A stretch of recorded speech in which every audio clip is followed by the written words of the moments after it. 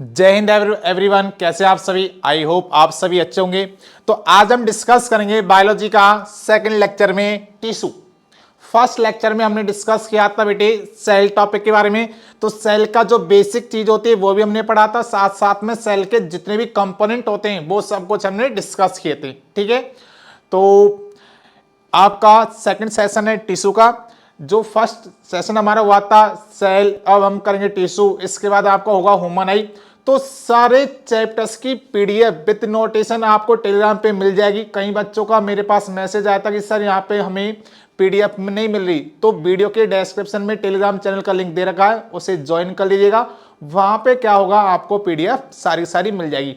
First class में थोड़ा सा साउंड की प्रॉब्लम थी, थोड़ा सा साउंड धीमा था, अब वो साउंड वाली प्रॉब्लम भी नहीं होगी। ठीक है जी, तो चलिए करते स्टार्ट। देखिए टिश्यू सेकंड टॉपिक आता है टिश्यू। मैंने कहा था जब हमने सेल टॉपिक पढ़ा था कि सेल में बहुत सारी ऐसी टर्मिनोलॉजी आएगी जिनका आगे हम पूरी बायोलॉजी में यूज करेंगे। तो वहां पे हमने टिश्यू के बारे में एक बेसिक चीजें पढ़ी थी कि टिश्यू का फॉर्मेशन कैसे होता है। जब भी बहुत सारी सेल हमारी बॉडी के अंदर बनती है तो उनमें से जिन सेल का कैरेक्टर एक जैसा होता है वो सब मिलके क्या बनाती है, ग्रुप बनाती है। उस ग्रुप को हम क्या बोलते हैं, टिश्यू बोलते हैं। अब यहां समझिएगा कि टिश्यू कितने टाइप के होते हैं, इनका क्या क्या यूज होता है, क्या क्या इनके फंक्शन होते हैं, वो सारी चीजें हमें डिस्कस करनी है जी। देखिए बात करते हैं फर्स्ट ऑफ ऑल टिश्यू की। तो टिश्यू कैसे, तो या फिर हम टिश्यू कैसे कहते हैं, तो ग्रुप ऑफ सेल। यदि मैं आपसे कहूं group of cell is called tissue, group of cell is called tissue. Group of cell को हम क्या बोलते हैं जी, टिश्यू बोलते हैं। क्या बोलते हैं जी, टिश्यू बोलते हैं। और स्टेटमेंट किसने दिया था कि ग्रुप ऑफ सेल को हम टिश्यू बोलते हैं? स्टेटमेंट दिया था किसने? हेनरी ड्यूट्रोसेट नाम के साइंटिस्ट थे। या फिर मैं इसी पे एक लाइन लिख देता हूं यहाँ पे, this statement is given by, this statement is given by Henry Dutrochet. Henry Dutrochet किसने दिया था ये स्टेटमेंट? हेनरी ड्यूट्रोसेट ने दिया था। यदि आपसे एक और क्वेश्चन यहां से पूछ सकता है कि जिस ब्रांच में हम टिश्यू के बारे में स्टडी करते हैं उस ब्रांच को क्या बोलते हैं, तो मेरे लाल याद रखना, उस ब्रांच को हम क्या बोलते हैं? हिस्टोलॉजी। ठीक है, क्या बोलते हैं जी? Study of tissue. या सिंपल मैं आपसे बोलूं, स्टडी ऑफ टिश्यू क्या कहलाता है जी? स्टडी ऑफ टिश्यू क्या कहलाता है जी? हिस्टोलॉजी। क्या बोलते हैं उसे? हम हिस्टोलॉजी कहते हैं। Histology is the branch of biology in which we discuss about the tissue, जिसमें हम टिश्यू के बारे में डिस्कस करते हैं। देखिए ध्यान से, तो हमने क्या क्या पढ़ा, पहले मैं सारी चीजें आपको प्रॉपर समझाऊंगा, उसके बाद सारी चीजें यहाँ पे लिखी हुई है विथ नोट पीडीएफ में, फिर मैं यहाँ से आपको एक बार रिवीजन भी करवाऊंगा। तो जब भी आप बायोलॉजी का लेक्चर देखोगे तो क्या होगा, यहाँ पे चीजें को मैं पहले समझाता हूँ, उसके बाद आपको यहीं पे याद भी करवाता हूँ। तो ध्यान से देखिएगा, यदि मैं यहाँ पे बात करूँ आपसे, group of similar cell in any multicellular organism क्या कहलाता है? टिश्यू कहलाता है। मल्टी सेलुलर ही मैंने क्यों लिखा? क्योंकि कोई भी ऐसा लिविंग ऑर्गेनिज्म जिसके अंदर एक से ज्यादा सेल प्रेजेंट होती है उसे हम क्या बोलते हैं? Multi cellular organism. और ऐसा कोई भी लिविंग ऑर्गेनिज्म जिसके अंदर केवल एक सेल पाई जाती है उसे हम बोलते हैं यूनिसेलुलर। तो भैया टिश्यू होने के लिए तो ग्रुप ऑफ सेल होनी चाहिए, तभी तो टिश्यू बनेगा। तो जो यूनिसेलुलर ऑर्गेनिज्म होगा उसके अंदर तो टिश्यू प्रेजेंट ही नहीं हुआ, क्योंकि वहां तो सेल का ग्रुप बनेगा ही नहीं, क्योंकि एक ही सेल होती है उनके अंदर। हाँ, यदि हम बात करें मल्टी सेलुलर ऑर्गेनिज्म की, तो मल्टी सेलुलर ऑर्गेनिज्म के अंदर ही एक से ज्यादा सेल प्रेजेंट होती है, तो इसके अंदर ही टिश्यू प्रेजेंट होगा जी। नेक्स्ट आप देखिए, ये स्टेटमेंट किसने दिया था? हेनरी ड्यूट्रोसेट। और जिस ब्रांच में हम टिश्यू के बारे में स्टडी करते हैं उस ब्रांच को क्या बोलते हैं जी? हिस्टोलॉजी। क्या बोलते हैं जी मेरे भाई? हिस्टोलॉजी। ठीक है, चलो आगे चलते हैं फिर। Next types of tissue. दो टाइप के टिश्यू के बारे में डिस्कस करते हैं बेसिकली। एक हम पढ़ते हैं यहाँ पे जी एनिमल टिश्यू, एक हम डिस्कस करते हैं जी यहाँ पे एनिमल टिश्यू के बारे में, और एक हम डिस्कस करते हैं जी यहाँ पे प्लांट टिश्यू के बारे में। एक हम डिस्कस करते हैं यहाँ पे प्लांट टिश्यू के बारे में।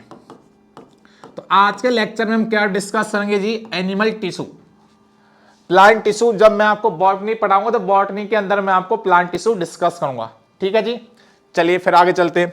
तो सबसे पहले स्टार्ट करेंगे हम, first of all we will discuss the animal tissue, कि हमारी बॉडी के अंदर कितने टाइप के टिश्यू पाए जाते हैं। लेकिन आप कहोगे सर यहाँ तो एनिमल टिश्यू लिखा हुआ है, ह्यूमन टिश्यू तो लिखा नहीं। तो मैंने आपसे बोला था कि जो जितने भी लिविंग ऑर्गेनिज्म होते हैं, सारे के सारे लिविंग ऑर्गेनिज्म को हम 5 किंगडम में क्लासिफाई करते हैं। कौन कौन से? Animal kingdom, plant kingdom, Monera, protista, fungi. तो यहाँ पे मैंने एनिमल लिख दिया, इसका मतलब ह्यूमन भी इसी के अंदर आ जाते हैं। ठीक है, एनिमल किंगडम के अंदर ही हम क्या पढ़ते हैं? ह्यूमन बीइंग के बारे में पढ़ते हैं। तो यदि हम बात करें कि कितने टाइप के एनिमल टिश्यू प्रेजेंट होते हैं, हमारी बॉडी के अंदर जो टिश्यू होते हैं उनको हम 4 कैटेगरी में क्लासिफाई करते हैं। 4 टाइप होते हैं। कौन कौन से? देखिए, फर्स्ट एपिथेलियल टिश्यू, एक होता है जी एपिथेलियल टिश्यू। सेकंड होता है जी कनेक्टिव टिश्यू, कनेक्टिव टिश्यू। तीसरा होता है जी यहां पे मस्कुलर टिश्यू या मसल टिश्यू। और फोर्थ होता है जी यहां पे नर्व टिश्यू। कौन सा होता है जी? Nerve tissue. ठीक है मेरे भाई। तो there are 4 types of animal tissue. तो याद रखना, there are 4 types of animal tissue.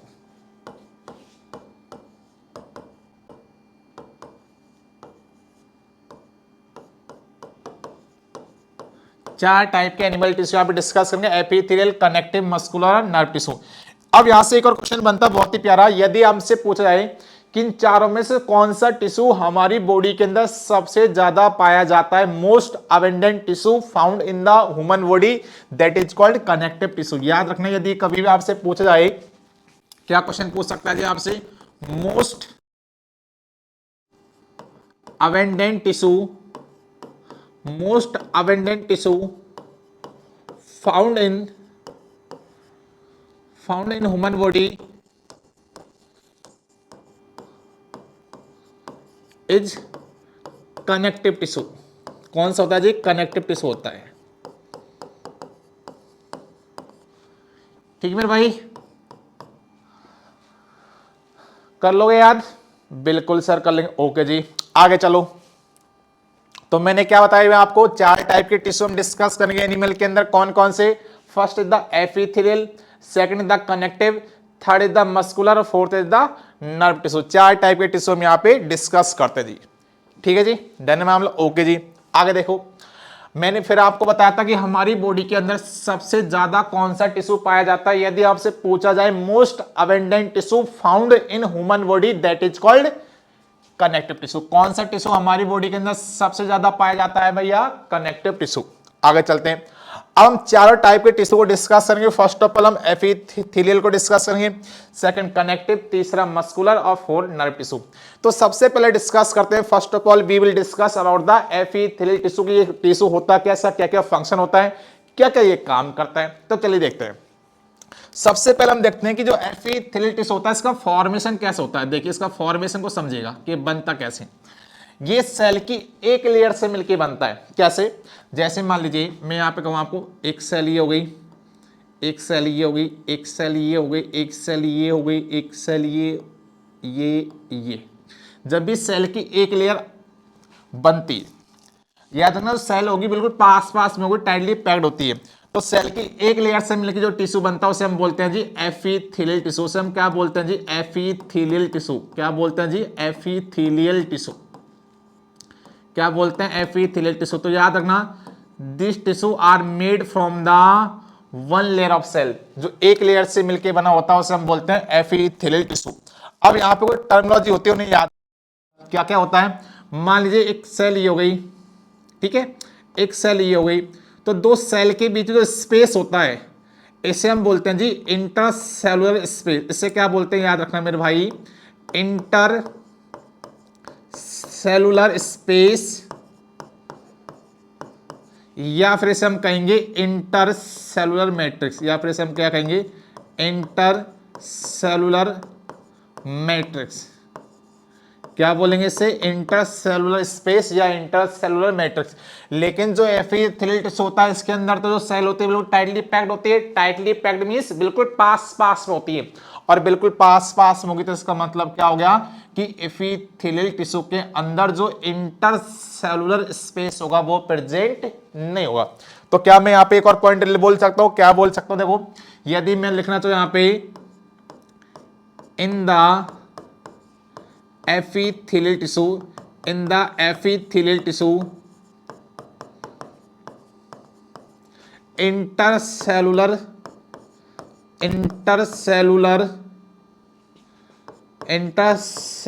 space are absent, intercellular space are absent। Intercellular space क्या होता है इसके अंदर जी, एब्सेंट होता है, पाया नहीं जाता है। क्लियर मेरे भाई, ठीक है। चलो अब देखते हैं क्यों डिफाइन करते हैं पॉइंटों को, क्यों नहीं होते भाई इनके अंदर स्पेस। देखो एक पॉइंटर बता दूं, क्योंकि हमारी जो स्किन है, जो आउटर कवरिंग किससे मिलकर बनी हुई होती है, एपिथेलियल टिश्यू से ही मिलकर बनी होती है। अब आप खुद ही सोचो, यदि हमारी जो स्किन है ये जिन सेल से मिलकर बनी हुई है, यदि उन सेल के बीच में स्पेस होता तो हमारी स्किन में ऐसे गड्ढे पड़ जाते, छेद हो जाते बीच में, तो वो सही रहता है हमारे लिए, नहीं। तो इसलिए सेल इसमें जो पास पास होते, देखिए समझिएगा। तो क्या लिखा गया यहाँ पे, ध्यान से प्रॉपर एक एक पॉइंट को समझिएगा। Epithelial tissue are the tissue which are formed from the one layer of cell. जो एपिथेलियल टिश्यू होता है वो सेल की एक लेयर से मिलकर बना होता है। और कवरिंग और प्रोटेक्टिव टिश्यू किसे बोलते हैं, एपिथेलियल टिश्यू को ही बोलते हैं, क्योंकि हमारी जो आउटर कवरिंग होती है, हमारी जो स्किन होती है, किस टिश्यू से मिलकर बनी हुई होती है, एपिथेलियल टिश्यू से ही मिलकर बनी हुई होती है। तो हमारी बॉडी के अंदर यदि हम बात करें कवरिंग और प्रोटेक्टिव टिश्यू किस से मिलकर, या कौन से टिश्यू को हम बोलते हैं, एपिथेलियल टिश्यू को ही बोलते हैं, क्योंकि इसमें जो सेल होगी बिल्कुल टाइटली पैक्ड होती है, बिल्कुल पास पास में होती है। ओके जी, आगे देखिएगा। गैप बिटवीन टू सेल, मैंने अभी आपको बताया था कि दो सेल के बीच का जो स्पेस होता है उसे हम क्या बोलते हैं, जल्दी बताओ क्या बोलते हैं, इंटरसेलुलर स्पेस या इंटरसेलुलर मैट्रिक्स। क्या बोलते हैं मेरे भाई, याद रखना, इंटरसेलुलर स्पेस या इंटरसेलुलर मैट्रिक्स या इंटरसेलुलर गैप, एक ही बात है, ठीक है। लेकिन जो एपिथेलियल टिश्यू होता है उसके अंदर ये स्पेस प्रेजेंट नहीं होता। क्यों प्रेजेंट नहीं होता, क्योंकि इसके अंदर जो सेल होती है बिल्कुल टाइटली पैक्ड होती है, बिल्कुल पास पास में होती है, इसलिए एपिथेलियल टिश्यू के अंदर इंटरसेलुलर स्पेस एब्सेंट होता है। कर लोगे याद, बिल्कुल कर लेंगे जी। ओके, आगे चलते फिर। अब बात करते हैं जो एपिथेलियल टिश्यू होता है उसको भी हम दो कैटेगरी में क्लासिफाई करते हैं स्ट्रक्चर के आधार पे। कौन कौन सी होती है इसकी दो कैटेगरी। फर्स्ट होता है भैया इसमें सिंपल एपिथेलियल टिश्यू, एक तो होता है यहाँ पे सिंपल एपिथेलियल टिश्यू, एक होता है सिंपल एपिथेलियल टिश्यू, और एक होता है मेरे भाई यहाँ पे कॉम्प्लेक्स या कंपाउंड एपिथेलियल टिश्यू। कॉम्प्लेक्स या फिर मैं एपिथेलियल टिश्यू, कॉम्प्लेक्स या कंपाउंड एपिथेलियल टिश्यू। देखो इसमें क्या होता है, इसका मतलब क्या हो गया, सिंपल एपिथेलियल टिश्यू में क्या हो गया, ये सेल की केवल एक लेयर से मिलकर बना होता है, ये केवल सेल की एक लेयर से मिलकर बना होता है, ओनली वन लेयर, केवल एक लेयर से मिलकर बना हुआ होता है। लेकिन यदि मैं बात करूं यहाँ पे कॉम्प्लेक्स या कंपाउंड में, ये सेल की एक से ज्यादा लेयर से मिलकर बना हुआ होता है, मोर देन वन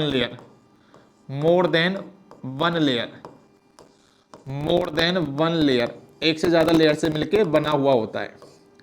ठीक है मेरे भाई, ओके। देखो ध्यान से डायग्राम कैसे बन जाएगा इसका। जैसे क्या होगा, इसमें तो सेल की एक लेयर से मिलकर बना हुआ होगा, एक सेल ये हो गई, एक सेल ये हो गई, एक ये हो गई। This is the simple epithelial tissue, cell की एक लेयर से मिलकर बनता है। कॉम्प्लेक्स में क्या होता है, इसमें देखिए जैसे सेल की एक लेयर ये हो गई, ये क्या हो गया अभी आपका, सिंपल में बोलूं तो सिंपल एपिथेलियल टिश्यू। लेकिन मेरे भाई इसके ऊपर मान लो सेल की एक और लेयर आ जाए, जैसे एक लेयर ये आ गई, एक और सिंपल एपिथेलियल टिश्यू हो गया, ठीक है। इसके ऊपर एक और लेयर आ जाएगी, ऐसा होता है, बिल्कुल होता है। ऐसा तो नहीं कि हमारे यहाँ पे जो स्किन केवल एक लेयर से मिलकर बनी हुई है, ऐसा तो हो नहीं सकता। यदि एक लेयर से मिलकर बनी हुई होती तो ऐसे हम खींचते स्किन को बाहर खिंचाती, ऐसा होता क्या, नहीं। तो यहाँ पे एक से ज्यादा लेयर होती है, ठीक है। एक लेयर ये हो गई आपकी। ये पूरे जब कंबाइन करते हैं तो पूरे कंबाइन करते हैं तो इसको हम बोलते हैं कॉम्प्लेक्स या कंपाउंड एपिथेलियल टिश्यू। ठीक है, अब इसके बाद हम क्या करते हैं, जो सिंपल एपिथेलियल टिश्यू होता है इसको भी हम स्ट्रक्चर के आधार पे 3 टाइप में क्लासिफाई करते हैं। कहने का मतलब ये है कि जो हमने यहाँ पे हमने सिंपल एपिथेलियल टिश्यू की बात की है, यहाँ पे सेल की एक ही लेयर होती है, लेकिन जो यहाँ पे सेल की स्ट्रक्चर है वो स्ट्रक्चर के आधार पे कि जो सेल आपस में कंबाइन हुई है उनकी स्ट्रक्चर के आधार पे भी हम सिंपल एपिथेलियल टिश्यू को भी 3 कैटेगरी में क्लासिफाई करते हैं। कौन कौन सी होती है देखो कैटेगरी यहाँ पे, ये तो मैंने अभी आपको बता दिया कि 2 टाइप में क्लासिफाई करते हैं एपिथेलियल टिश्यू को, कैसे कैसे, सिंपल एपिथेलियल टिश्यू और कॉम्प्लेक्स एपिथेलियल टिश्यू। ठीक है, जो सिंपल एपिथेलियल टिश्यू होगा वो क्या होगा भाई, ये सेल की एक लेयर से मिलकर बना हुआ होगा। जैसे देखो यहाँ पे ये एक सेल हो गई, ये एक सेल हो गई, ये एक सेल हो गई, ये एक सेल हो गई। ठीक है, लेकिन मेरे भाई इधर देखो आप, एक लेयर ये हो गई सेल की, इसके ऊपर एक लेयर ये हो गई सेल की, इसके ऊपर एक लेयर ये हो गई, तो इसे हम बोलते हैं कॉम्प्लेक्स या कंपाउंड एपिथेलियल टिश्यू। ठीक है, आ गया समझ में, आगे देखिएगा। अब जो सिंपल एपिथेलियल टिश्यू होता है इसको हम सेल की स्ट्रक्चर के आधार पे 3 टाइप में क्लासिफाई करते हैं। कौन कौन से, स्क्वामस, कॉलमनार और क्यूबोइडल। कैसे कैसे होता है वो देखिएगा।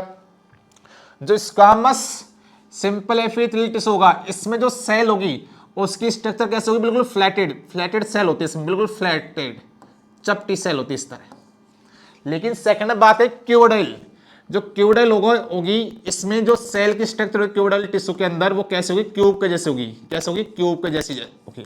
नेक्स्ट आपका कॉलमनार। कॉलमनार में कैसे होगी, एज ए कॉलम, जैसे हमारे घरों में कॉलम होते हैं सीधे खड़े खड़े लंबे लंबे, इस तरह कॉलम के जैसी स्ट्रक्चर होती है। तो इस टाइप के टिश्यू को हम बोलते हैं कॉलमनार सिंपल एपिथेलियल टिश्यू। बस याद क्या रखना कि ये टिश्यू कहाँ कहाँ पे पाए जाते हैं, यहां से आप क्वेश्चन बन जाता है बहुत बार।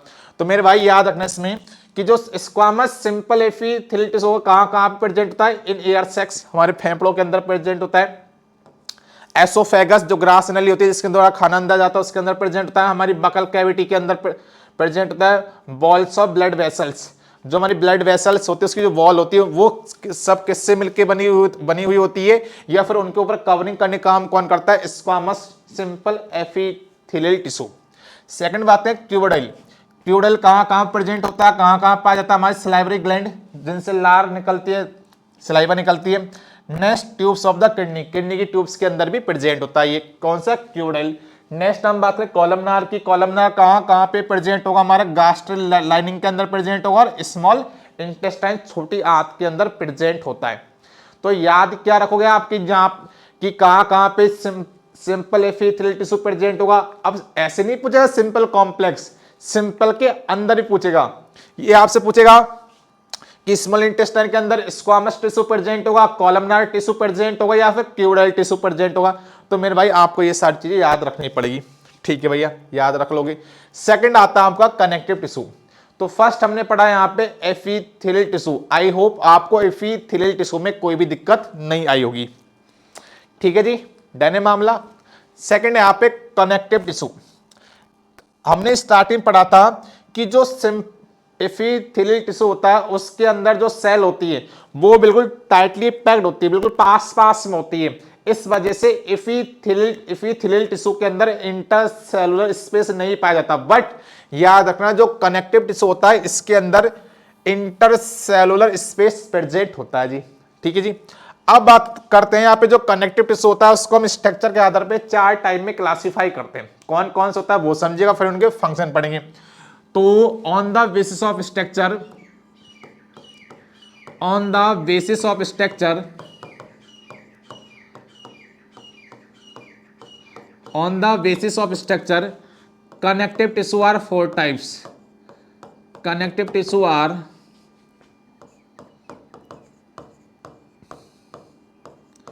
4 टाइप्स। कनेक्टिव टिश्यू कितने टाइप का होता है जी, 4 टाइप्स का होता है। कौन कौन से देखिए यहाँ पे।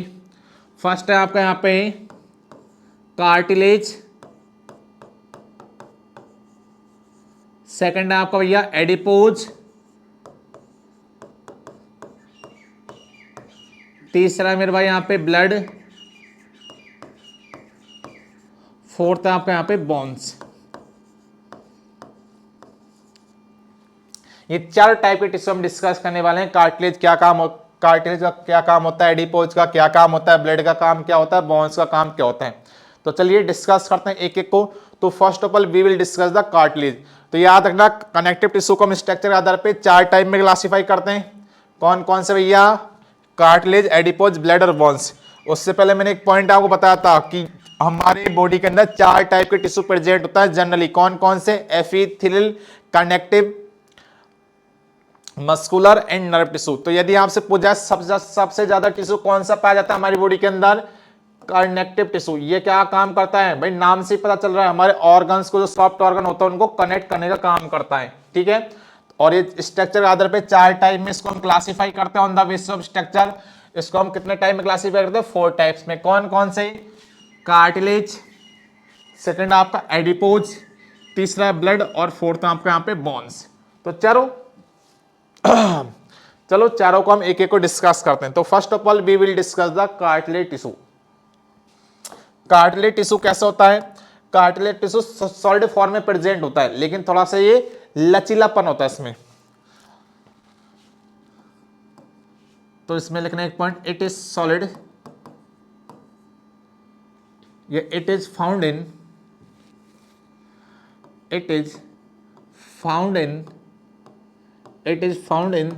solid form, but pliable, but क्या होता है भाई? थोड़ा सा लचीलापन होता है इसमें। ठीक है, ये कहाँ प्रेजेंट होता है इसमें? मेनली ये याद रखना, ये हमारे प्रेजेंट होता है टिप ऑफ द नोज, नाक के ऊपर वाले इस वाले टिप वाले हिस्से पे, आउटर ईयर नाक के इस वाले हिस्से पे, हमारा जो कंठ होता है यहाँ पे प्रेजेंट होता है। ठीक है, यहाँ सब चीजें प्रेजेंट। तो चलो एक एक चीज को देखते हैं। और इसमें जो सेल होती है कौन सी होती है? कॉन्ड्रोसाइट सेल होती है। उन्हीं सेल की वजह से क्या होता है? इसमें फ्लेक्सिबिलिटी होती है। जैसे एक और चीज देखिए, जैसे अभी हम अपनी बात करते हैं, यदि मान लो हमने स्टार्टिंग से कोई एक्सरसाइज नहीं किया, योगा नहीं किया, जिम्नास्टिक ऐसे नहीं किए, तो हमारी जो हड्डी होती है हमारी फ्लेक्सिबिलिटी कम हो जाती है। एक आपने देखा होगा जब बच्चा छोटा सा होता है, स्टार्टिंग मान लो बच्चा भी 5 महीने का 6 महीने का होता है, तो उसमें फ्लेक्सिबिलिटी ज्यादा होती है। क्यों? उस टाइम क्या होता है, स्टार्टिंग में बच्चे के अंदर बोन्स नहीं बनती, स्टार्टिंग बनती कार्टिलेज, फिर धीरे धीरे क्या होता है वो कार्टिलेज बोन्स में कन्वर्ट होती जाती है। ठीक है, तो जैसे जैसे हम एडल्ट होते जाते हैं, हम बड़े होते जाते हैं, तो धीरे धीरे वो कार्टिलेज किस में कन्वर्ट हो जाती है? बोन्स में कन्वर्ट हो जाती है। और हम यदि स्टार्टिंग से फ्लेक्सिबल नहीं होते हैं, तो अब जाके हम फ्लेक्सिबल एक साथ नहीं हो सकते। वो स्टार्टिंग से होती है भाई, करते हैं बहुत सारे लोग जिम्नास्टिक करते हैं, तो यदि वो स्टार्टिंग फ्लेक्सिबल है तो वही अब भी फ्लेक्सिबल होते हैं। ठीक है, देखिए तो कार्टिलेज टिश्यू होता है कैसा होता है? वो सॉलिड फॉर्म में प्रेजेंट होता है, लेकिन थोड़ा सा क्या होता है? प्लायबल होता है, थोड़ा सा उसमें लचीलापन होता है। क्यों लचीलापन होता है? क्यों? इसमें कौन सी सेल पाई जाती है भैया? इसमें पाई जाती है कॉन्ड्रोसाइट सेल। कौन सी सेल पाई जाती है भैया? इसमें कॉन्ड्रोसाइट सेल प्रेजेंट होती है, याद रखना। ठीक है, most of the embryonic cartilage is replaced by bone in adulthood. कि जैसे जैसे बच्चा बड़ा होता जाता है तो उसके अंदर जो कार्टिलेज प्रेजेंट होते हैं धीरे धीरे वो बोन्स में कन्वर्ट होती जाती। इसका मेनली फंक्शन क्या होता है? हमारे शेप और साइज को मेंटेन करने का काम करता है। ठीक है, और साथ साथ में हमें ये फ्लेक्सिबिलिटी भी प्रोवाइड करवाता है। तो यदि हमसे पूछा जाए कि हमारी बॉडी के अंदर ऐसा कौन सा कनेक्टिव टिश्यू है जो कि फ्लेक्सिबिलिटी प्रोवाइड करवाता है, दैट इज कार्टिलेज टिश्यू। कौन सा? कार्टिलेज टिश्यू, याद रखना। Its function is maintain the structure while allowing for the flexibility. ये हमारी बॉडी को मेंटेन करेगा, शेप और साइज को, साथ साथ में फ्लेक्सिबिलिटी भी प्रोवाइड करवाता है। ठीक है भैया, आगे देखो कहां पे प्रेजेंट होगा, इसकी कहां पे लोकेशन होगी। तो मैंने आपको बताया टिप ऑफ द नोज, नाक के ऊपर वाले हिस्से पे ये घूम जाता ना ऐसे, इस पे प्रेजेंट होता कौन सा? कार्टिलेज प्रेजेंट होता। आउटर ईयर कान, यहाँ पे ब्लड वेसल्स नहीं होती, यहाँ पे कभी आपने कान छिदवाए हो, क्या बोलते हैं उसे, पियर्सिंग करवाई हो। ठीक है, तो यहाँ पे क्या प्रेजेंट होता? प्रेजेंट होता है, यहाँ कोई हड्डी वगैरह नहीं होती। जॉइंट्स ऑफ द बॉडी, हमारी जो बॉडी के जॉइंट्स होते हैं यहाँ पे भाई, एक बोन ये हो गई, एक बोन ये होगी, तो ये जो फ्लेक्सिबल हो रहा है हमारा हाथ, हमारा पैर फ्लेक्सिबल हो रहा है, यहाँ पे क्या लगा हुआ होता है? कार्टिलेज लगा हुआ होता है। लेरिंग्स जो हमारा कंठ होता है यहाँ पे, ठीक है, नेक्स्ट ट्रैक का जो श्वास नली होती है, इन सब में क्या प्रेजेंट होता है जी? यहाँ पे भी टिश्यू प्रेजेंट होता है, कौन सा? कार्टिलेज। ठीक है, आगे देखिएगा, कार्टिलेज के अंदर कोई ब्लड वेसल्स नहीं पाई जाती। अब भैया जिसके अंदर ब्लड वेसल्स नहीं पाई जाएगी तो वो तो डेड हो जाएगा। क्यों डेड हो जाएगा वो समझिएगा। हमारे बॉडी के अंदर जितने भी ऑर्गन है उनके अंदर क्या ये सेल है, सब चीज सेल से मिलकर बनी हुई है। अब सेल को काम करने के लिए, सेल को जीवित रहने के लिए न्यूट्रिशन जरूरत होती है। भाई यदि सेल को न्यूट्रिशन नहीं मिलेगा तो सेल तो डेड हो जाएगी। अब न्यूट्रिशन पहुंचाने का काम कौन करता है? हमारी पूरी बॉडी के अंदर कौन काम करता है? Blood.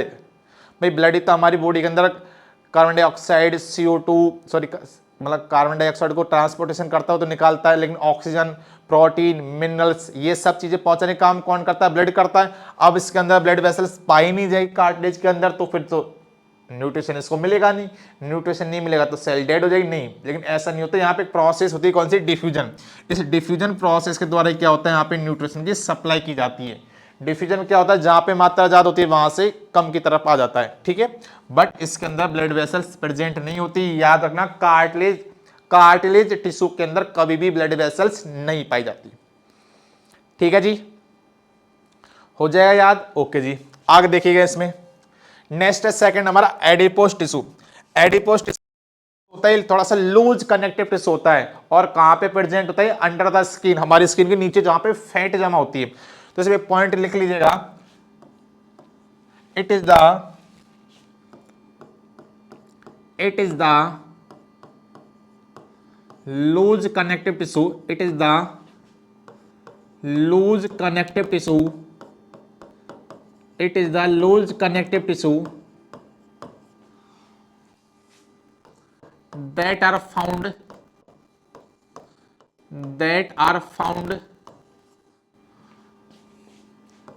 under the skin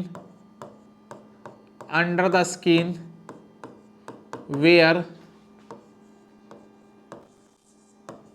fat is stored, जहां पे फैट जमा होती है। ठीक है, क्लियर है? देखो ध्यान से, तो एडिपोस टिश्यू कहां पे प्रेजेंट? जहां पे फैट जमा होती है हमारे स्किन के नीचे। तो कैसा टिश्यू होता है भैया? लूज कनेक्टिव टिश्यू होता है, जहां पे फैट जमा होती है हमारी स्किन के नीचे, वहां पे ये प्रेजेंट होता है। जैसे हम बोलते हैं फैटी लीवर, तो लीवर को फैट जम जाती है तो कौन सा टिश्यू होता है भैया वहां पे? एडिपोस टिश्यू होता है। फैट किसके लिए रेस्पॉन्सिबल होती है भैया? Storing the energy in the animals. Fat भी दो तरह की होती है, एक तो अच्छी फैट होती है, खराब फैट होती है। फैट के अंदर भी क्या होती है? एनर्जी स्टोर होती है। लेकिन हाँ, ज्यादा फैट भी खराब होती है। फिर भाई मान लो आप दबा के डेली पराठे खा रहे हो, घी डाल के पराठे खा रहे हो, मक्खन खा रहे हो सुबह शाम, ठीक है, और आप क्या करो, ना कोई एक्सरसाइज कर रहे हो, ना कोई रनिंग कर रहे हो, ना जिम कर रहे हो, ना योगा कर रहे हो, आप बस खा के ही बस पड़े हुए बेड पे ना, तब तो फैट जमा हो जाएगी। हमें क्या करना पड़ेगा? खाना भी पड़ेगा, साथ साथ में उस फैट को बर्न भी करना पड़ेगा, तभी हम फिट रहेंगे। और हमको तो फिट होना है भैया, डिफेंस वाले लोगों को तो फिट रहना पड़ेगा। तो यहाँ पे देखो, इधर आपको देखा होगा एडिपोस टिश्यू हमारी बॉडी के अंदर, ये जो आपको येलो, ये पीले पीले पापड़ नहीं है, ये फैट है भैया। क्या है? फैट, बसा फैट। ठीक है जी, ये देखो यहाँ पे लीवर के ऊपर प्रेजेंट है। यहाँ पे एक छोटा सा पॉइंट और याद रखना आप लोग यहाँ पे, कि क्या होता है ना, कभी कभी जो ज्यादा फैटी लोग होते हैं, जैसे मान लो जो पैसे वाले होते हैं, जैसे एडिपोस टिश्यू नाम है, आपको दिमाग में लाना कौन सा? अनंत अंबानी। ठीक है जी, मुकेश अंबानी जी का सुपुत्र अनंत अंबानी जी, तो उनके थोड़ा से कुछ थोड़ा सा हेल्थ इश्यू, तो उनके ना थोड़ी चर्बी बढ़ जाती है, उनके अंदर थोड़ी फैट बढ़ जाती है। अभी शादी हुई थी तो इस वजह से सारे लोग जानने लगे। तो क्या करते हैं, जो पैसे वाले लोग होते हैं भाई, उन पे रनिंग वगैरह तो होगी नहीं, तो वो क्या करते हैं भैया, अपना सर्जरी करवाते हैं। सर्जरी को हम बोलते हैं लिपोसक्शन सर्जरी। उन्होंने भी करवाई थी एक बार, जब आपने देखा हुआ जियो के लॉन्चिंग के टाइम पे वो बिल्कुल पतले से हो गए थे, क्योंकि उन्होंने उस टाइम क्या करी थी? सर्जरी करवाई थी। कौन सी? Liposuction surgery. इसमें क्या होता है, देखो हमारा साइज ऐसा है, मान लीजिए इसके अंदर मशीन जाएगी, ये मशीन यहाँ से क्या करेगी? पूरी चर्बी को निकाल के बाहर फेंक देगी, बाहर निकाल देती है। इस सर्जरी का वो क्या होता है? Liposuction surgery. लिपोसक्शन सर्जरी के द्वारा क्या किया जाता है? यहाँ पे फैट को रिमूव किया जाता है, लेकिन ये सही नहीं रहती। ठीक है, एक होता है आप नेचुरली कम कर रहे हो रनिंग के द्वारा, या प्लैंक कर रहे हो, मतलब बहुत सारी एक्सरसाइज होती है। ठीक है, जिम जा रहे हो, रनिंग कर रहे हो, योगा कर रहे हो, बहुत सारी चीजें होती है। ठीक है, तब तो एक नेचुरली होता है वो ठीक रहता है। तो सेकंड ये हो गया हमारा एडिपोज टिश्यू। ठीक है, तो देखो यहां से क्वेश्चन आपसे पूछा जाएगा which connective tissue is a loose connective tissue, तो क्या आंसर दोगे भैया, कौन सा ऐसा कनेक्टिव टिश्यू जो कि लूज कनेक्टिव टिश्यू होता है, तो इसमें आंसर आपका आएगा कौन सा, एडिपोज टिश्यू। एडिपोज टिश्यू क्या होता है, लूज कनेक्टिव टिश्यू होता है, जो कि कहां पे प्रेजेंट होता है, अंडर द स्किन, जहां पे फैट स्टर होती है। ठीक है, कर लोगे याद, आगे देखिएगा। नेक्स्ट इसमें हमारा ब्लड टिश्यू। ब्लड के बारे में 2-4 प्रॉपर्टी जरूर याद रखना। क्या क्या याद रखना इसमें देखिएगा आपको, यदि आपसे पूछा जाए ब्लड इकलौता ऐसा कनेक्टिव टिश्यू जो कि लिक्विड फॉर्म में प्रेजेंट होता है, तो इसमें याद रखना आप लोग, blood is a connective tissue, blood is a connective tissue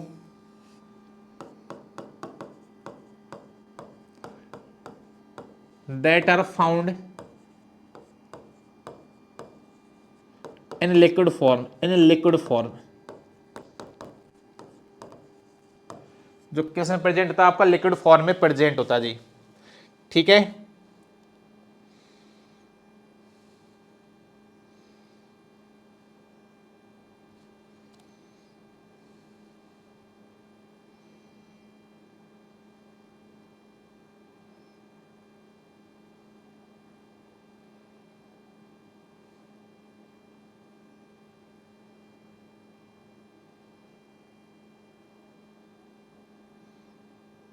तो देखिए किस फॉर्म में प्रेजेंट होता है, लिक्विड फॉर्म में प्रेजेंट होता है।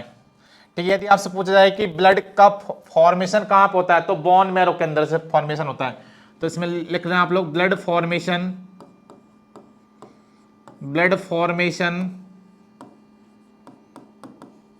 इन द बोन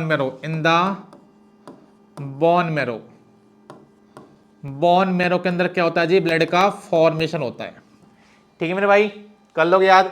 यदि आपसे पूछा है ब्लड का जो रेड रंग होता है किसकी वजह से होता है, तो वो होता है जी हीमोग्लोबिन की वजह से। ठीक है, चलो देखते हैं, सारे पॉइंट मैं आपको बताता हूँ। यहाँ से देखिएगा, होता है ऐसा कनेक्टिव टिश्यू होता है जो कि लिक्विड फॉर्म में प्रेजेंट होता है। इसका काम क्या होता है, हमारी बॉडी के अंदर ट्रांसपोर्टेशन का काम करता है।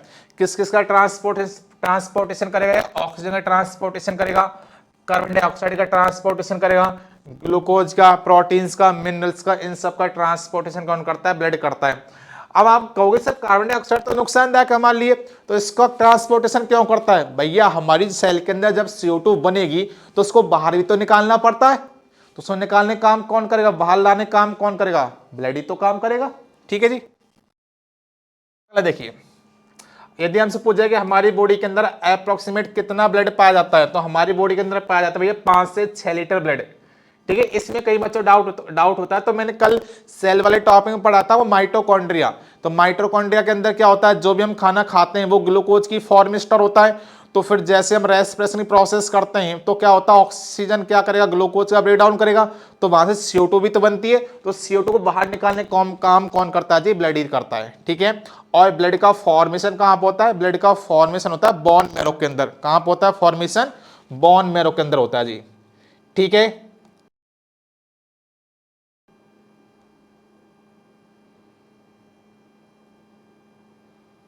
ठीक है जी, क्लियर है। अब देखिएगा आगे देखिए, इसमें ब्लड किन किन चीजों से मिलके बना हुआ होता है, तो याद रखना ब्लड के किन किन चीजों से बन के मिलके बना हुआ होता है।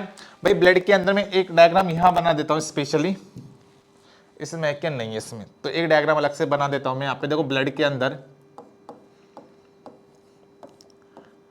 लिक्विड फॉर्म भी प्रेजेंट होती है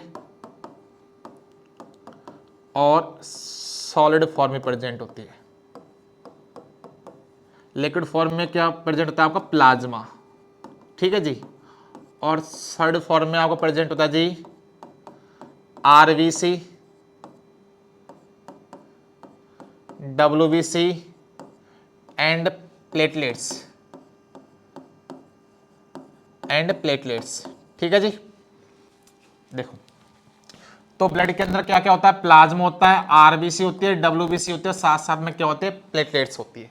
ठीक है जी, अब जब अलग से मैं टॉपिक पढ़ाऊंगा ना ब्लड, तो उसमें फिर इनके सबके फंक्शन बताऊंगा कि प्लाज्मा कलर कैसा होता है, येलो कलर होता है, इसका काम क्या होता है, आरबीसी का काम क्या होता है, आरबीसी क्या काम करेगी, गैस का ट्रांसपोर्टेशन करने काम करेगी, डब्ल्यूबीसी क्या काम करे, ये जो बाहर से वायरस बैक्टीरिया आता है उनसे लड़ने का काम करती है, और जो प्लेटलेट्स होती है वो क्या काम करती है, ब्लड क्लोटिंग बनाने में हेल्प करती है।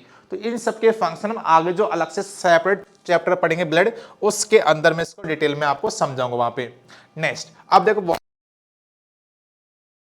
पूछा जाए कि कनेक्टिव टिश्यू, ऐसा कौन सा कनेक्टिव टिश्यू है जो कि लिक्विड फॉर्म में प्रेजेंट होता है, तो याद रखना कौन सा टिश्यू प्रेजेंट होता है लिक्विड फॉर्म में, आपका ब्लड। कौन सा टिश्यू प्रेजेंट होता है जी, ब्लड। ठीक है, आगे देखिए इसमें नेक्स्ट, इसमें बोन्स, हड्डी। बोन्स कनेक्टिव टिश्यू कैसा टिश्यू होता है, रिजिड टिश्यू। रिजिड मतलब कठोर, ये फ्लेक्सिबिलिटी प्रोवाइड नहीं करवाता। हाँ, कौन सा टिश्यू फ्लेक्सिबिलिटी प्रोवाइड करवाता था, कार्टिलेज। लेकिन बोन टिश्यू क्या होता है, ये भैया फ्लेक्सिबिलिटी प्रोवाइड नहीं करवाता, ये क्या होता है, रिजिड होता है, मतलब कठोर होता है बिल्कुल। ये केवल क्या करेगा, जो सॉफ्ट ऑर्गन होता है उनको प्रोटेक्ट करता है, उनको सेफ्टी प्रोवाइड करवाता है। ठीक है, it does not have flexibility, इसमें कोई फ्लेक्सिबिलिटी नहीं होती। इसका काम क्या होता है, जो भी सॉफ्ट ऑर्गन होते हैं, जो भी सॉफ्ट टिश्यू होते हैं, जो भी सॉफ्ट ऑर्गन होते हैं, उनको क्या करेगा, सपोर्ट भी करेगा, साथ साथ में उनको प्रोटेक्शन देने का भी काम करता है। ये किस किस से मिलकर बना हुआ होता है भैया, बोन किस किस से मिलकर बनी हुई होती है, बनी हुई होती है किससे, प्रोटीन से, कोलेजन से और मिनरल्स। स्पेशली कौन सा मिनरल होता है इसमें, कैल्शियम। कौन सा होता है भैया, कैल्शियम। हड्डियों से कौन सा मिनरल मिलता है, कैल्शियम मिलता है। ठीक, किस किस से मिलकर बना हुआ होता है, याद रखना, हड्डी प्रोटीन से, कोलेजन से और मिनरल से। मिनरल कौन से, स्पेशली कैल्शियम होता है जी। तो ये हमने बात की अभी तक, जो हम स्ट्रक्चर के आधार पे 4 टाइप के कनेक्टिव टिश्यू पढ़ते थे, हमने पढ़ लिए। कौन कौन सा, कार्टिलेज, एडिपोज, ब्लड और बोन्स। अब क्या होता है ना कि डेंसिटी के आधार पे भी कनेक्टिव टिश्यू को हम 2 कैटेगरी में क्लासिफाई करते हैं। कौन कौन से होते हैं जी, एक होता है लूज कनेक्टिव टिश्यू, एक होता है डेंस कनेक्टिव टिश्यू। इनको भी हम देख लेते हैं। फिर डेंस में हम 2 टाइप पढ़ेंगे, कौन कौन से, लिगामेंट और टेंडन। यहां से बहुत भर भर के क्वेश्चन आते हैं, तो चलो देखते हैं। तो डेंसिटी के आधार पर हम क्या करेंगे, कनेक्टिव टिश्यू क्लासिफाई करते हैं। एक होता है जी लूज कनेक्टिव टिश्यू और एक होता है जी dense connective tissue. Loose connective tissue क्या होता है, थोड़ा सा फ्लेक्सिबल होता है, लचीलापन होता है इसमें। इसके एक एग्जांपल कौन सा, एरोलर। ये सेम टू सेम कैसा होता है पता है, एडिपोज की तरह है। एडिपोज कैसा होता है, थोड़ा लूज कनेक्टिव टिश्यू होता है, जो कि कहां पे पाया जाता है, अंडर द स्किन, हमारी स्किन के नीचे जहां पे फैट स्टोर होती है। सेम टू सेम वही है। ठीक है, तो they are found organ like liver under the skin, कहां पाया जाता है, हमारी स्किन के नीचे पाया जाता है। और इसमें कौन सेल प्रेजेंट होती है, इसमें मास्ट सेल भी प्रेजेंट होती है। इनसे क्या होता है, गर्मियों के दिन में स्टामिन प्रोटीन सीक्रेट होता है। तो हमारी गर्मी में जो खुजली सी होती है ना, थोड़ी सी एलर्जी होती है, वो सब इसी सेल की वजह से होती है, क्योंकि इससे क्या होता है, गर्मियों में स्टामिन प्रोटीन ज्यादा सीक्रेट करती है, इस वजह से। बात आती है यहाँ पे, यहां से क्वेश्चन आपका आता है डेंस कनेक्टिव टिश्यू से। डेंस कनेक्टिव टिश्यू 2 टाइप होता है, कौन कौन सा, इनका काम याद रखना है, लिगामेंट क्या काम करेगा, टेंडन क्या काम करेगा। तो लिगामेंट क्या काम करेगा, ये एक बोन को दूसरी बोन से कनेक्ट करने का काम करता है। लिगामेंट क्या काम करे, एक लिगामेंट में क्या होता है, लिगामेंट एक बोन को दूसरी बोन से कनेक्ट करता है, एक हड्डी को दूसरी हड्डी से कनेक्ट करता है। सेकंड यहां बात करें टेंडन की, टेंडन क्या काम करेगा, एक बोन को मसल से कनेक्ट करता है, हड्डी को मसल से कनेक्ट करता है जी। ठीक है, और से मेनली कौन सा प्रोटीन होता है, ये इसमें कोलेजन प्रोटीन होता है। ये क्या काम करेगा, जो हमारी हड्डी जो होती है इसकी शेप और साइज को स्ट्रेंथ प्रोवाइड करवाता है। ठीक है, याद रखना, collagen is the main protein found in the tendon and provide their strength and structures की स्ट्रेंथ को मजबूत रखता है। भाई कैसे, लिगामेंट क्या काम करता है, एक हड्डी को दूसरी हड्डी से कनेक्ट करता है। भाई जैसे मान लो एक हड्डी हो गई, तो इसको कौन सा कनेक्टिव टिश्यू मेंटेन करता है, तो लिगामेंट इन दोनों को हड्डी को आपस में कनेक्ट करने का काम करता है। ठीक है, जैसे कभी देखा होगा आपने, जब भी एक्सीडेंट वगैरह हो जाते हैं तो हम डॉक्टर बोलते हैं कि इसका तो लिगामेंट ही फट गया, लिगामेंट ही खराब हो गया। इसका मतलब जो जॉइंट कराता हड्डी को वही खराब हो जाता है, तो फिर हमारी हड्डी प्रॉपर वे में काम नहीं कर पाती। सेकंड होता है यहाँ पे टेंडन। टेंडन क्या काम करेगा, हड्डी को मसल से कनेक्ट करने का काम करता है। भाई जैसे मान लो ये हमारी हड्डी हो गई,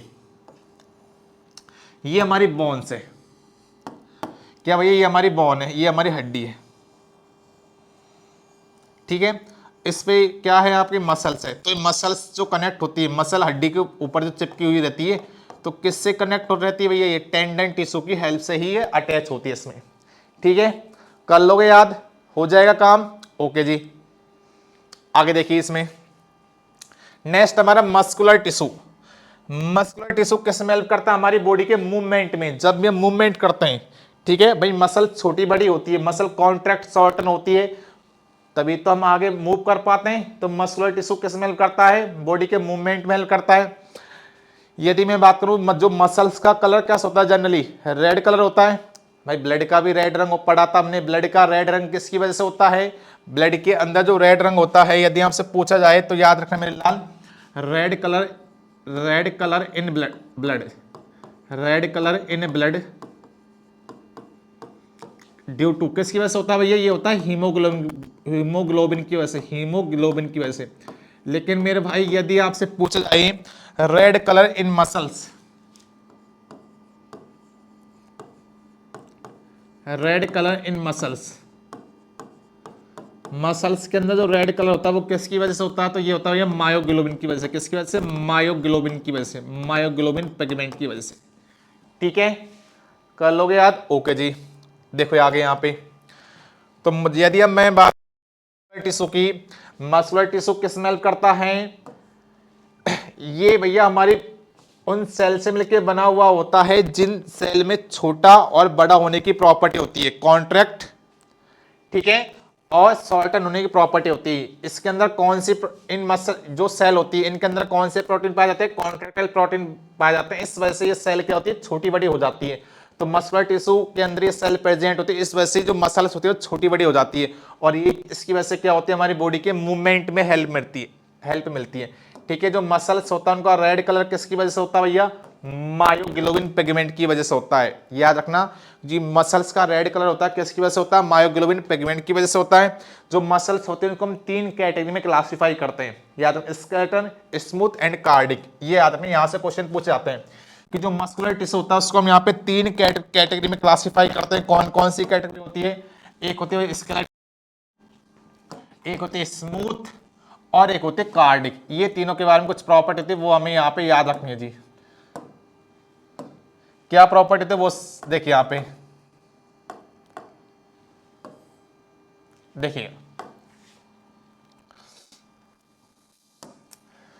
जो स्केलेटल मसल्स होते हैं कैसी शेप की होती है? ये थोड़ा सिलेंड्रिकल शेप की होती है। जैसे देखो यहाँ पे आपको बताएं, जो सिलेंड्रिकल शेप होती है ऐसी होती है, सिलेंड्रिकल के जैसी शेप होती है इसकी। ठीक है, जो इसकी स्ट्रक्चर होती है भैया स्केलेटल मसल्स की कैसे होती है? स्ट्रक्चर सिलेंड्रिकल की जैसे होती है। इसमें क्या होता है? ये हमारी बॉन से कनेक्ट होती है भैया। जो मसल्स होती है जनरली सभी किससे कनेक्ट होती है? बॉन से कनेक्ट होती है, और ये हमारी बॉडी के मूवमेंट में हेल्प करती है। बट याद रखना ये कैसे होती है? वॉलेंट्री। ये पॉइंट याद रखना, कैसे होती है भैया? ये वॉलेंट्री होती है। कैसे होती है जी? ये वॉलेंट्री होती है। वॉलेंट्री मतलब इनको हम अपनी इच्छा से कंट्रोल कर सकते हैं। भाई आपके जो मसल्स है यहाँ पे, इसको हम अपनी इच्छा से कंट्रोल कर सकते हैं। आपने कहा ऐसे हाथ चला गया, आपने बाइसेप बनाया, हाथ को ऐसे किया, ऐसे किया, मसल्स को अपने से कंट्रोल कर सकते हैं। आपको मन किया पैर ऊपर किया, हाथ नीचे किया, मसल्स अपने हिसाब से कंट्रोल हो गई, बिल्कुल। सेकंड होता है यहाँ पे स्मूथ। स्मूथ मस्कुलर टिश्यू में क्या होता है? ये कहाँ पे पाया जाता है? ये स्मूथ मस्कुलर टिश्यू कहाँ प्रेजेंट होता है? याद रखना, फूड पाइप के अंदर, जो हम फूड पाइप के अंदर प्रेजेंट होती है, हमारे स्टमक के अंदर प्रेजेंट होती है, स्मॉल इंटेस्टाइन के अंदर प्रेजेंट होती है, और लार्ज इंटेस्टाइन के अंदर प्रेजेंट होती है। इन सब के अंदर यदि आपसे पूछ जाए लार्ज इंटेस्टाइन के अंदर किस टाइप का मस्कुलर टिश्यू पाया जाता है, तो याद रख ले कौन सा? Smooth muscular tissue. Small intestine के अंदर या स्टमक के अंदर कौन सा मस्कुलर टिश्यू पाया जाता है? Smooth muscular tissue. नेक्स्ट, यदि आप पूछ जाए कि ये जो स्मूथ मस्कुलर टिश्यू होता है वॉलेंट्री होता है इनवॉलेंट्री होता है, तो याद रखना कैसा होता है भैया? ये इनवॉलेंट्री, मतलब ये हमारी इच्छा पे से डिसाइड नहीं होगा, मतलब हम अब अपनी इच्छा इस पे जाहिर नहीं कर सकते। ये नहीं मानेगा हमारी बात भाई। जैसे मान लो अभी आपने खाना खाया, आप अभी बोलो कि भाई आप अपनी स्मॉल इंटेस्टाइन से, लार्ज इंटेस्टाइन से, स्टमक से कहो कि जो भी मैंने खाना खाया इसको अभी पचा ही नहीं, आज पचाना छोड़ दे, तो क्या पेट छोड़ देगा खाना पचाना? जो स्मॉल इंटेस्टाइन काम करना छोड़ देगी? नहीं छोड़ी। तो ये हमारी चीज से मतलब हम इसको कंट्रोल नहीं कर सकते। ठीक है, हमारी रेंज से बाहर है चीज। हाँ, मसल्स को कनेक्ट कर सकते हैं, स्केलेटल वाली को, स्मूथ वाली को नहीं कर सकते। नेक्स्ट बात है कार्डिक की। ये कहाँ पाया जाता है? हार्ट के अंदर। भाई वैसे भी आपने पढ़ा होगा, हार्ट के डॉक्टर, हार्ट का जो डॉक्टर होता है हृदय का, उसे क्या बोलते हैं? कार्डियोलॉजिस्ट। ठीक है, तो कहाँ प्रेजेंट होती है? कार्डिक मसल होती है हमारे हार्ट के अंदर प्रेजेंट होती है, और ये भी कैसे होता है जी, ये भी इनवॉलेंट्री होती है, मतलब ये हमारी इच्छा पे कंट्रोल नहीं करती, ये अपनी इच्छा से काम करती है। अभी आप कह दो कि भैया मेरा जो हार्ट है वो काम करना बंद कर दे, क्या कर देगा? नहीं, आपकी इच्छा पे कंट्रोल नहीं करता। अब ऐसे नहीं कि आप, मैंने कहा बंद, आप किसी दूसरे की हार्ट को बंद ना खुद से कहो, ऐसा नहीं कि तुम्हारा हार्ट काम कर नहीं कर रहा उसको गला दबा दी, नहीं नहीं, अपना ऑटोमेटिक कर सकता है, नहीं कर सकता तो वो हमारी इच्छा पे कंट्रोल नहीं करता, हमारी इच्छा से काम नहीं करता, हम उसको कंट्रोल नहीं कर सकते। देखो एक प्यारा सा क्वेश्चन है, यदि आपसे पूछा रेड कलर किसकी वजह से होता है भैया? हीमोग्लोबिन की वजह से? नहीं नहीं, मायोग्लोबिन। हीमोग्लोबिन की वजह से तो क्या होता है? ब्लड का रेड रंग होता है। क्लोरोप्लास्ट की वजह से क्या होता है? क्लोरोप्लास्ट की वजह से पेड़ पौधों के अंदर ग्रीन कलर होता है। क्रोमोप्लास्ट की वजह से क्या होता है? पेड़ पौधों के अंदर जो ग्रीन कलर होता है, उसके अलावा जितने भी कलर होते हैं उनके लिए रेस्पॉन्सिबल होता है क्रोमोप्लास्ट, और ग्रीन कलर के लिए रेस्पॉन्सिबल होता है क्लोरोप्लास्ट। ठीक है, तो अभी तक हमने 3 टाइप के टिश्यू डिस्कस कर लिए, कौन कौन से? एपिथेलियल, कनेक्टिव, मस्कुलर, और फोर्थ होता है यहाँ पे नर्व टिश्यू। देखो इसमें ज्यादा कुछ है नहीं। नर्व टिश्यू में क्या होता है? हमारी पूरी बॉडी के अंदर क्या होता है? जो ब्रेन से सिग्नल जाते हैं, कहाँ पे जाते हैं? नर्व्स के द्वारा जाते हैं। ठीक है, तो नर्व्स सब कुछ फंक्शन करती है, बस जो सिग्नल भेजते हैं नर्व्स, वो उसमें कौन कौन से एलिमेंट महत्वपूर्ण होते हैं वो याद रख लेना जी। कौन कौन से होते हैं? Sodium and potassium. तो याद रखना, हमारी बॉडी के अंदर बहुत सारी नर्व्स प्रेजेंट होती हैं, वो सभी नर्व आपस में क्या बनाएंगे? नर्व टिश्यू बनाएगी, और नर्व टिश्यू आपस में कंबाइन होकर क्या बनाएंगे? नर्व सिस्टम बनाते हैं। ठीक है, nerve tissue is the part of the nervous system, और जो सिग्नल जाते हैं, transfer of electrical signal by nerve cell in the human body enabled by sodium and potassium. तो उसमें कौन से एलिमेंट महत्वपूर्ण भूमिका निभाते हैं? याद रखना कौन से होते हैं भैया? सोडियम पोटेशियम की वजह से नर्व सेल वो वाले फंक्शन कर पाते कि सारे सिग्नल चले जाते हैं। भाई जैसे मैंने यहाँ पे किया कि अब मेरे को ये मार्कर पकड़ना है, तो ये सिग्नल मिले ब्रेन से आता है, ब्रेन ने कहाँ भेजा? नर्व को भेजा, नर्व ने ये सब कुछ काम किया, हाथ पैर सब जगह हमारी बॉडी में नर्व होती है। ठीक है जी, देखो इस तरह ब्रेन से सारे सिग्नल जाते हैं स्पाइनल कॉर्ड के द्वारा, यहाँ पे पूरी बॉडी के अंदर नर्व्स होती है, तो पूरी नर्व इस तरह काम करती है। ठीक है ना भाई, ये देखो, तो ये हो गया हमारा प्लांट टिश्यू। तो हम चलो बॉटनी पढ़ेंगे, ये आपको हो गया एनिमल टिश्यू कंप्लीट। बताइए, आई होप चीजें आपको समझ में आई होगी। मैंने चारों टिश्यू आपको बिल्कुल जो आपका पॉइंट टू पॉइंट पढ़ाई, फालतू ऐसी कोई चीज नहीं कि मैं फालतू कहानी बना दूं, नहीं नहीं, वो अलग चीज होती है, लेकिन पॉइंट टू पॉइंट यहां से आपके सारे क्वेश्चन फंस जाएंगे, इससे बाहर नहीं आता। मेन चीज हमने यहाँ पे पढ़ा दी है, तो आई होप चीज़ आपको समझ में आई होगी। तो हमेशा खुश रहो, पढ़ते रहो, कोई भी डाउट होता है आप कमेंट बॉक्स में मेरे को लिख सकते हो। ऑलवेज बी हैप्पी, हमेशा खुश रहो जी। ठीक है मेरे भाई,